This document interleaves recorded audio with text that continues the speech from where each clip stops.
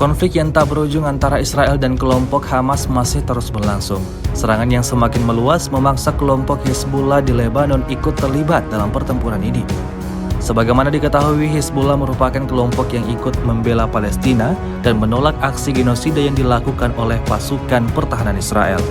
Baru-baru ini sebuah video ramai diperbincangkan warganet di media sosial Telegram pada Selasa 11 Juni 2024. Pasalnya, dalam video tersebut memperlihatkan detik-detik pasukan Hezbollah menembak jatuh UAV Hermes 900 Israel yang sedang beroperasi.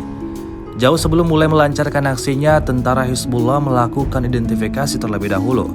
Lalu, tak lama kemudian mulai membidik serangannya seperti yang terlihat dalam rekaman. Tembakan tepat mengenai sasaran dan membuat UAV Hermes 900 Israel alami kerusakan total.